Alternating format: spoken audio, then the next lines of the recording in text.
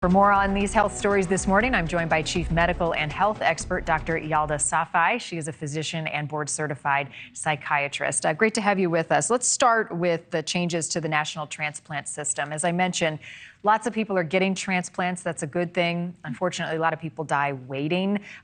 These changes are necessary. Why are we seeing the push right now? Of course. So for the past 4 decades, UNOS has had a monopoly over the distribution and harvesting of any organ. Right now, the Biden administration is mostly criticizing the IT technology they're using to match a potential donor with someone who needs a transplant.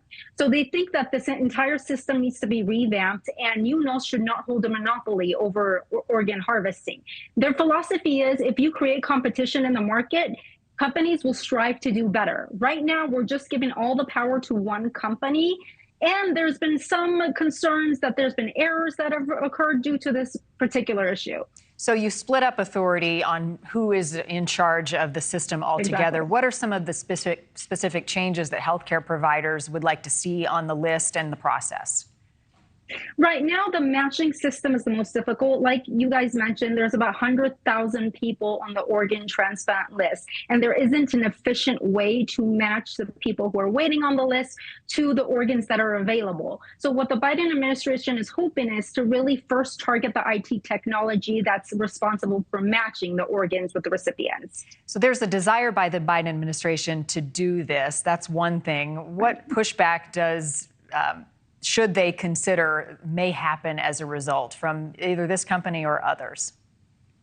Of course, well, one company has held a monopoly on this for decades. So they're pretty powerful in this business. Getting them to give up control and split up the responsibility, like any other thing, is not going to be an easy task. Well, it's in everyone's best interest, right? We don't want people dying on the transplant list, and that's what's happening. Doctor, I want to talk to you about the Ebola-like illness that's happening in Tanzania. We mentioned that a moment ago. It's called the Marburg Virus. Should Americans be concerned about this? So think of this virus as the cousin of Ebola virus that is just as deadly. It carries a 50% mortality rate, which means 50% of people who come in contact with this virus will pass away. Now, it's mostly an issue in underserved countries because they just don't have the resources to adequately quarantine people and rehydrate them. Rehydrating is key when it comes to this virus. There is no cure, there is no prevention. All you can do is rehydrate, quarantine, and hope that the person will recover. Should Americans be worried? Not so much. This virus is usually spread through tourism. We're not getting a whole lot of tourists from these African regions. So no, I don't think there is cause for concern right now. And also, it's hard to contract. It's not like COVID. With this virus, you have to come in contact with body fluids or blood of a person who is infected. And the person who is infected shows obvious signs. They have a high fever, you see bleeding, you see body aches. So it's not that easy to come in contact with a person who's actually carrying this virus. Yeah, all severe and concerning. I mean, I guess the fact of the matter, though, although rare and far away, it's a plane ride away, right? That's what we saw with Ebola in the early days.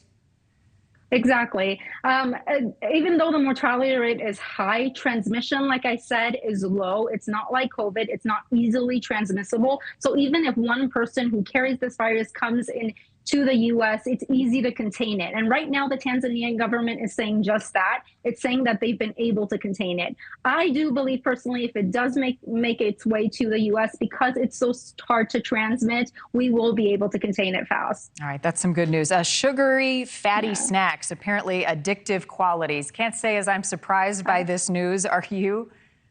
Yeah. No, of course not. The study that you're citing took people, divided them into 2 groups. In one group, they had them eat sugary and high-fat yogurt for 8 weeks, and the opposite group had a low-fat, low-sugar yogurt for 6 weeks. After the 6 weeks, they put both these people in an MRI machine and had them consume a milkshake.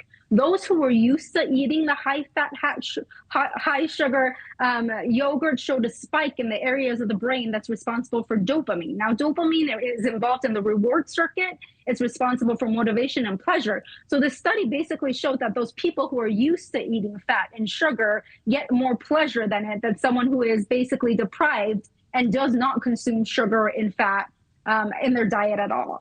I don't know if we needed a study to tell us that. That's something we knew. What we know we need is a way to intervene, right? And to have less fatty foods, eat less sugar.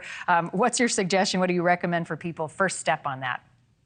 Of course. Listen, we are creatures of habit. We get used to everything. So the good news is if you start cutting out sugar and fat in your diet, after a while, you're not going to crave it. You're not going to desire it. And when you consume